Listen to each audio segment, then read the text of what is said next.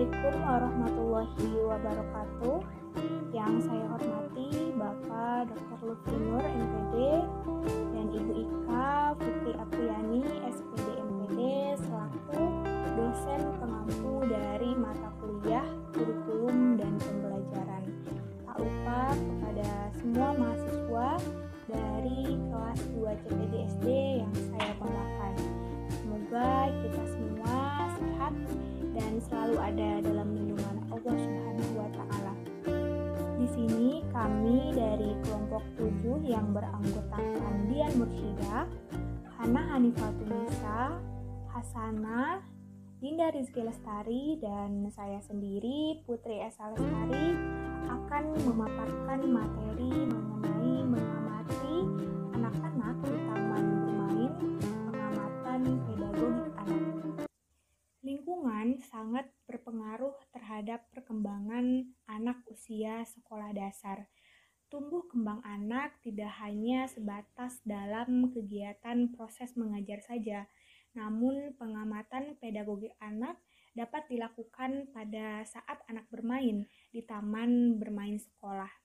Taman bermain dapat didefinisikan sebagai suatu tempat atau situs pendidikan di luar batas kurikulum yang ditentukan, diberlakukan, dan dinilai itu menurut Pollard, Thyssen, dan Filler pada tahun 1997. Taman bermain juga harus menyediakan fasilitas permainan yang aman, nyaman, dan dapat digunakan bagi semua anak, termasuk anak yang memiliki keterbatasan. Di taman bermain juga menjadi fasilitas pengembangan kemampuan kognitif, fisik, sosial, serta kemampuan emosional anak yang dibutuhkan anak ketika sudah dewasa nantinya, itu menurut Hutapea pada tahun 2015. Di tempat bermain, anak akan membuat pengalamannya sendiri melalui berbagai macam kegiatan yang mereka mainkan, menentukan cara belajar kehasanya sendiri melalui pergaulan dengan teman-teman sebayanya, sampai meningkatkan keterampilan-keterampilan melalui gerakan fisik di taman bermain. Pengamatan taman bermain sangat disarankan untuk dapat melihat perkembangan fisik, emosional, dan sosial anak. Berikut ada 3 urutan reflektivitas atau spekulatif pedagogik dari mengamati anak bermain di taman bermain. Pertama, mencakup bentuk deskripsi dan klasifikasi berupa beberapa kriteria aktivitas, termasuk jenis aktivitas yang dilakukan saat anak bermain di taman bermain. Perbedaan antara aktivitas anak laki-laki dan anak perempuan, juga perbedaan antara aktivitas anak yang lebih muda dibandingkan dengan anak yang lebih tua. Dengan reflektivitas pertama dapat dijadikan sebagai bagaimana sih cara mereka atau anak-anak menghadapi dan memahami aktivitas apa yang mereka lakukan di taman bermain. Yang kedua, ada pemahaman apresiatif tentang pengalaman anak berupa pengalaman yang dialami anak dan mengetahui kegiatan yang dilakukan oleh anak tersebut.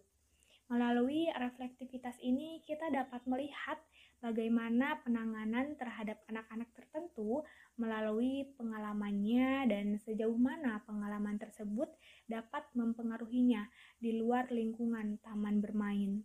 Ketiga, melalui pengamatan ini kita juga dapat mengetahui minat awal anak yang terlihat dari ketertarikannya pada suatu masalah tertentu dibandingkan dengan anak-anak lainnya. Dengan aktivitas di taman bermain dapat memberikan kita sekilas gambaran tentang arah perkembangan anak, bagaimana kesulitan, kekhawatiran, kegagalan, serta kepuasan dan pencapaian anak. Oleh karena itu, dengan aktivitas atau peristiwa yang dialami anak di taman bermain, itu memungkinkan kita berpikir tentang reflektivitas atau spekulatif yang dapat diwujudkan dalam pedagogik, menurut Pollard, Thyssen, dan Filler pada tahun 1997. Kita masuk ke dalam pembahasan pertama mengenai aktivitas bermain anak. Pengamatan taman bermain memberikan gambaran awal tentang jenis kegiatan yang melibatkan anak-anak. Bermain bagi anak adalah belajar, yang dalam pembelajaran itu anak mendapatkan pengalaman baru, kemudian menjadi diri sendiri, kemudian merangsang kecerdasan otak anak, dan lain sebagainya. Adapun jenis permainan yang biasa dilakukan oleh anak-anak adalah pertama ada permainan sensori motor yang menggunakan semua indera. Kemudian yang kedua ada permainan simbolis, adalah permainan yang biasa dilakukan anak-anak dengan berpura-pura. Kemudian ada permainan yang ketiga, ada konstruktif, adalah permainan yang menggabungkan antara sensori motor dengan simbolis.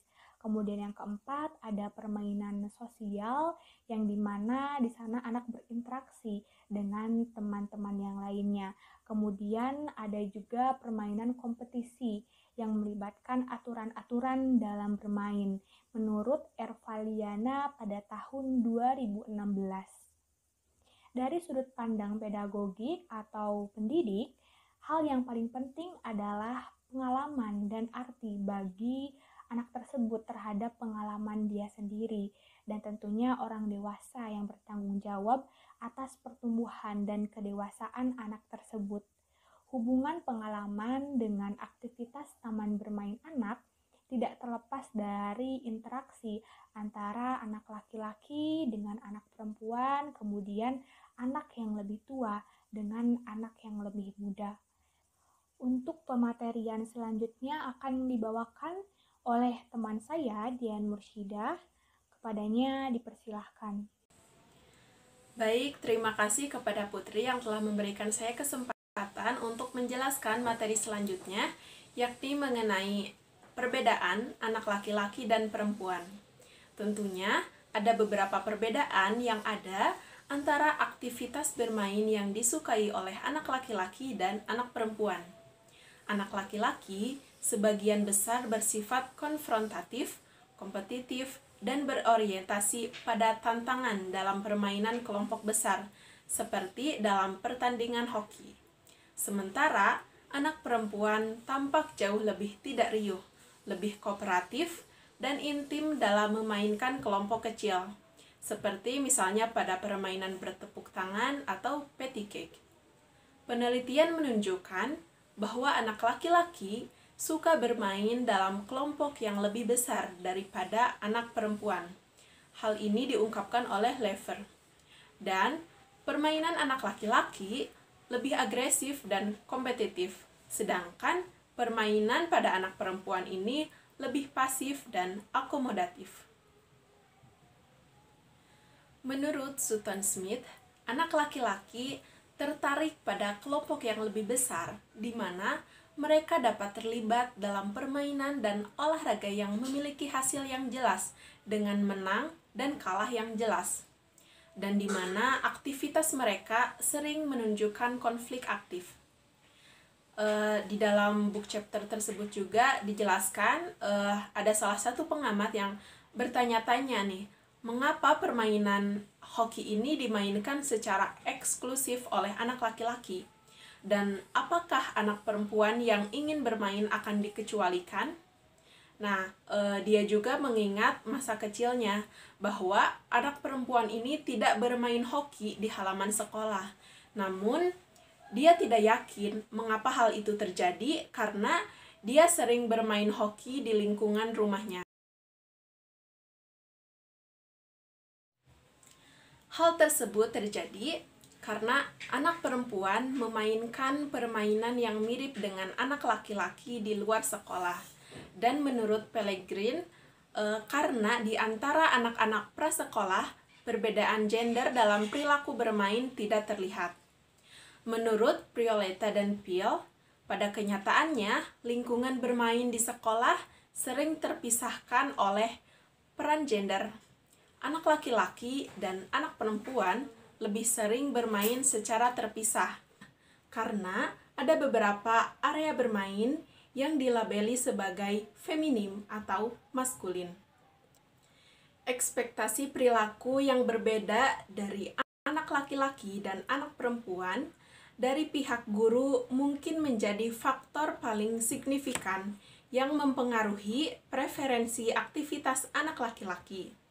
Pengucilan anak perempuan dari permainan mereka dan degradasi anak perempuan ke ruang marginal di taman bermain.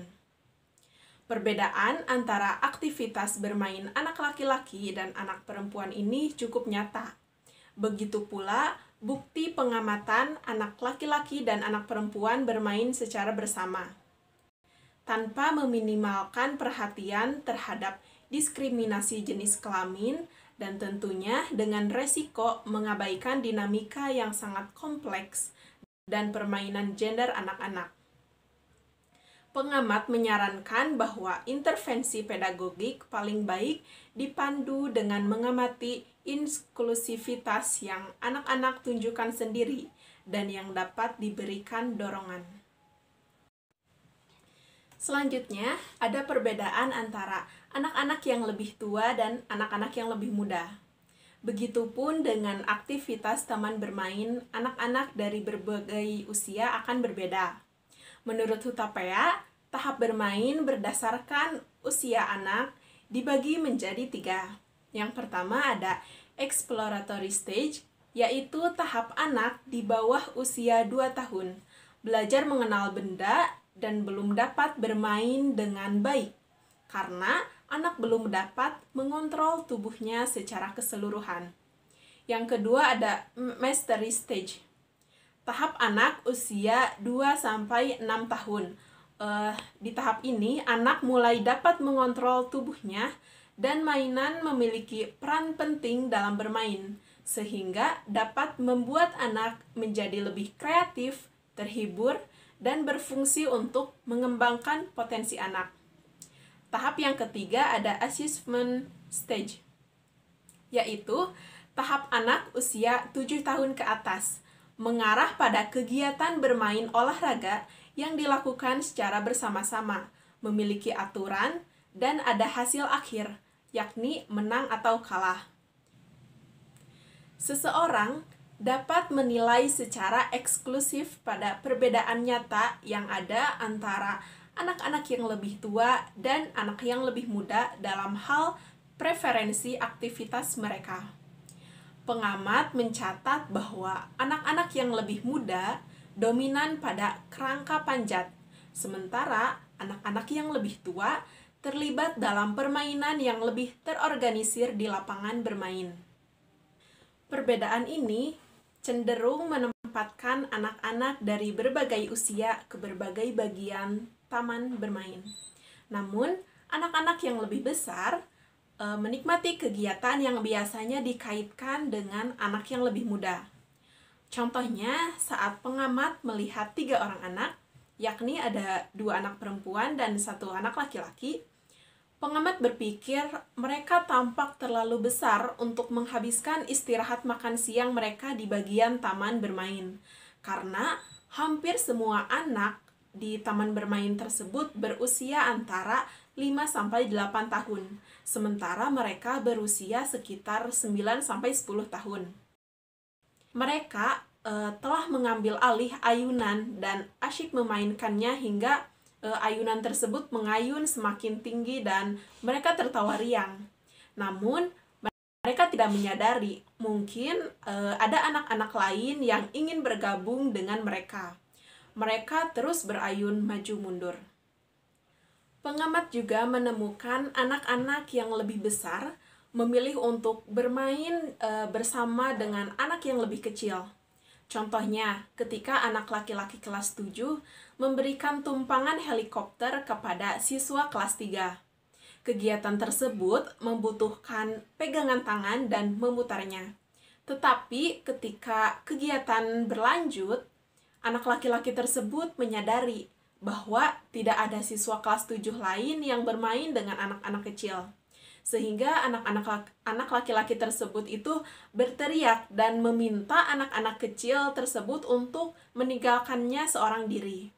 Anak laki-laki tersebut mungkin telah memilih untuk bermain dengan anak-anak yang lebih kecil karena berbagai alasan. Bisa jadi karena dia dikucilkan dari teman-teman sebayanya. Dengan memperhatikan pengalaman ini, seseorang dapat memahami betapa terbatasnya memikirkan aktivitas taman bermain seperti apa yang sesuai untuk berbagai usia anak-anak. Sekian materi dari saya. Untuk materi selanjutnya akan disampaikan oleh Hana. Baik, terima kasih. Izinkan saya untuk sedikit melanjutkan kembali paparan materi selanjutnya pada kesempatan kali ini. Nah, oke, materi selanjutnya itu mengenai encountering play word atau menghadapi play word. Nah, pada pembahasan kali ini itu lebih menekankan kepada ingatan yang akan timbul baik dari orang dewasa atau seorang pengamat sekalipun yang nantinya melalui ingatan-ingatan tersebut itu dapat membantu kita untuk lebih memahami tentang anak-anak. Nah, ingatan-ingatan spesifik yang timbul yang dirasakan oleh orang dewasa atau khususnya di sini guru atau seorang pengamat sekalipun tentang pengalamannya di masa lalu gitu. Itu dapat membantu kita untuk memahami sifat dari pengalaman bermain anak-anak. Nah, pada saat mengingat masa lalunya tersebut, seseorang itu akan memahami bentuk daripada interaksi yang dilakukan oleh anak-anak serta dapat lebih memahami lagi maksud atau merasakan lebih dalam apa maksud dari dalam diri mereka. Nah, misalnya nih seseorang itu berjumpa atau mengunjungi kembali dunia taman bermain atau playworld. Nah, itu suatu tempat yang ajaib di mana tidak ada artifisial. Artifisial di sini maksudnya tidak ada fiksi atau tidak ada kepura-puraan. Namun karena adanya imajinasi anak-anak yang pada hakikatnya itu kreatif, sehingga akan menghasilkan playworld itu sebagai tempat yang ajaib atau luar biasa dikarenakan imajinasi mereka. Nah, sehingga dalam ingatan itu begitu banyak hal yang tampaknya tidak nyata gitu. Begitu banyak peristiwa yang terjadi secara bersamaan terjadi di sana. Nah, untuk sewaktu-waktu setidaknya orang tersebut itu merasakan perasaan yang khusus gitu berada di playworld dengan menghirup aroma segar di taman bermain gitu, dengan mendengarkan suara anak-anak atau melihat gerakan-gerakan mereka. Nah, dengan kegiatan anak tersebut tuh menjadikan seseorang itu akan mengingat kembali masa kecilnya. Nah, memang suara tawa atau jeritan kemenangan atau hentakan kaki yang sangat berat gitu mengingatkan kembali pada kenangan tentang permainan atau hiburan-hiburan kita dahulu yang serupa gitu ya selama tahun-tahun awal sekolah. Perpotongan antara ingatan-ingatan pribadi kita atau pengalaman-pengalaman masa kini melalui kegiatan-kegiatan yang dilakukan oleh anak-anak bukan hanya sebagai momen nostalgia atau kenangan-kenangan atau bahkan hanya lamunan semata. Nah, namun secara potensial ini memungkinkan kita untuk lebih memungkinkan kita sebagai pengamat atau orang dewasa itu untuk lebih menghargai apa yang mungkin dimiliki oleh anak dari pengalaman-pengalaman yang telah dilaluinya. Nah, dalam hal ini berarti membandingkan pengamatan aktivitas yang dilalui oleh anak di taman bermain dengan kenangan yang kita ingat. Nah, mengingat masa kecil atau masa lalu itu dapat dijadikan sebagai sarana gitu untuk lebih sadar lagi akan pentingnya pengalaman aktivitas anak saat di taman bermainnya. Oke, materi selanjutnya yaitu mengenang atau mengingat secara aktif. Nah, dengan mengingat kembali kenangan atau bernostalgia gitu untuk memungkinkan kita dapat membantu untuk mengidentifikasi dengan pengalaman-pengalaman anak yang sekarang kita sedang amati. Nah, pengalaman-pengalaman itu dapat memberikan kenangan untuk jangka waktu yang panjang serta perasaan yang timbul dari pengalaman tersebut itu akan terus bertahan di dalam hati dan pikiran anak. Nah, yang pada akhirnya pada saat anak itu sudah tumbuh dewasa, mereka akan mengingat kembali berbagai kenangan-kenangan manisnya pada saat waktu kecil dulu.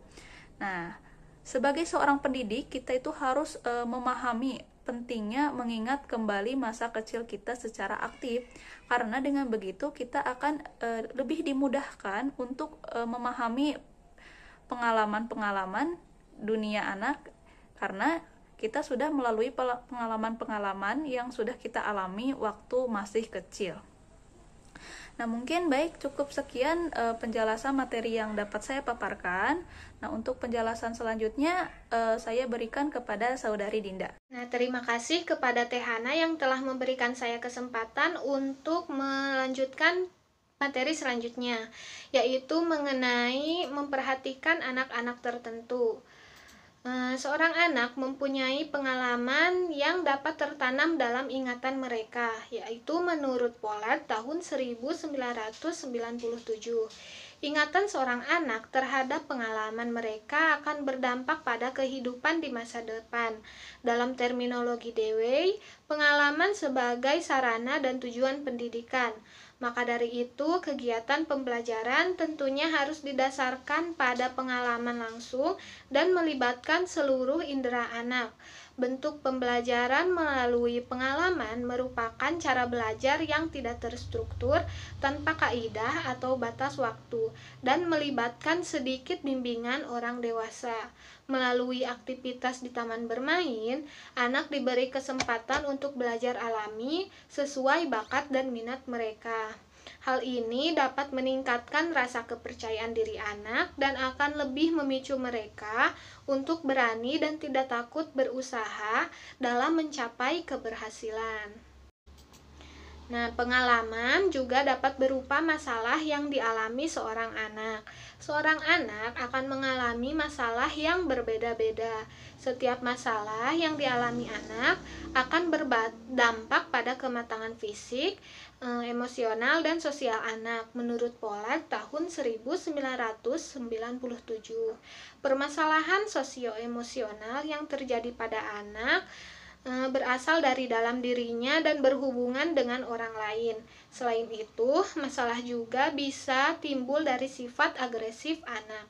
Perilaku agresif ditunjukkan dengan perilaku berupa pembelaan diri atau meraih keunggulan dengan cara membuat lawannya tidak berdaya.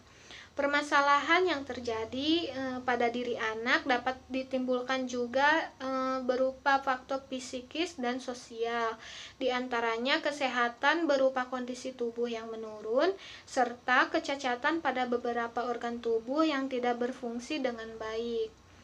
Nah, melalui proses pembelajaran yang dilakukan di taman bermain akan memperlihatkan secara langsung masalah-masalah yang dialami anak. Maka dari itu, penanganan terhadap masalah-masalah anak dapat dilakukan sejak awal, sehingga tidak akan mengganggu perkembangan anak pada tahap selanjutnya. Proses bimbingan dan arahan saat anak mengalami masalah bisa menjadi pengalaman yang berharga bagi anak dalam menjalani kehidupan selanjutnya. Nah, demikian pembahasan dari saya. Selanjutnya, saya persilahkan kepada Hasanah. Terima kasih kepada Teh Dinda yang telah memberikan kesempatan kepada saya untuk memaparkan pematerian yang selanjutnya, yaitu mengenai individu anak bermain. Nah, aktivitas anak-anak di taman bermain akan memberikan pandangan tentang pencapaian fisik anak, kesenangan, kekhawatiran yang dirasakan anak, kualitas interaksi anak satu dengan yang lainnya, dari berbagai usia, jenis kelamin, dan berbagai latar belakang sosial budaya.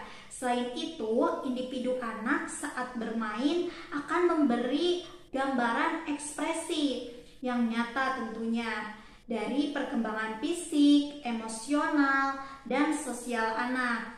Dengan demikian, pemahaman mengenai individu anak akan mudah dilaksanakan dan dipahami baik itu di taman bermain maupun di lingkungan lainnya. Nah, hal ini menurut Pollard pada tahun 1997. Menurut Idris, ada beberapa hal yang dapat diperoleh dengan memahami karakteristik anak. Di antaranya, kita dapat mengetahui hal-hal yang dibutuhkan oleh seorang anak, tentunya yang dapat bermanfaat bagi perkembangan hidupnya. Lalu yang kedua, kita dapat mengetahui tugas perkembangan anak, sehingga dapat memberikan stimulasi yang sesuai kepada anak, agar nantinya anak dapat melaksanakan tugas perkembangan dengan baik. Nah, yang ketiga, kita dapat mengetahui bagaimana membimbing proses belajar anak pada saat yang tepat tentunya ya, sesuai dengan kebutuhannya. Lalu yang keempat, menaruh harapan dan tuntutan kepada anak secara realistis. Yang terakhir, mampu mengembangkan potensi dan prestasi anak secara optimal sesuai dengan keadaan dan kemampuan tentunya. Selanjutnya yaitu responsivitas pedagogik. Nah, upaya untuk memahami pengalaman taman bermain anak menyiratkan pengaruh pedagogik potensial. Dengan mengamati anak dari tengah-tengah mereka, maka akan memiliki posisi yang baik untuk mempengaruhi jalannya aktivitas mereka dan kualitas pengalaman mereka. Melalui aktivitas yang dilakukan anak, maka dapat diamati jenis-jenis kegiatan yang disukai baik anak laki-laki maupun perempuan, baik tua maupun muda. Nah, setelah itu dapat dilakukan adopsi. Kita dapat menempatkan anak pada bidang yang disukainya berdasarkan pada pertimbangan kualitas pengalaman dan interaksi taman bermain anak. Perbedaan dalam kesadaran perseptual menciptakan internasionalitas pedagogik yang menjadi sadar akan keterkaitan keunikan anak. Dengan demikian, guru menjalin hubungan dengan anak-anak yang mereka amati dengan menghargai aktivitas mereka dan memperhatikan ekspresi serta gerakan anak-anak. Hubungan ini menjadi responsif secara pedagogik ketika seorang guru diposisikan tidak hanya untuk menghubungkan apa yang dilihat dengan apa yang diketahui tentang anak, tetapi ketika refleksivitas ini ditampilkan sebagai proses memberikan bantuan kepada anak. Hal ini menurut Pollard pada tahun 1997. Ketika kita mendekati seorang anak, tentunya pengalaman kita akan berbeda dengan pengalaman orang lain saat mendekati anak tersebut. Hal ini tentunya memunculkan kesadaran bahwa dengan mendekati anak, pengalaman kita tidak akan pernah bisa sepenuhnya sama dengan orang lain. Mungkin cukup sekian materi yang dapat kelompok 7 sampaikan mengenai mengamati anak-anak di taman bermain sekolah, pengamatan pedagogik anak. Semoga dapat bermanfaat untuk kita semua. Amin ya Allah ya Rabbal Alamin. Sekian, wabillahi taufiq wal hidayah. Wassalamualaikum warahmatullahi wabarakatuh.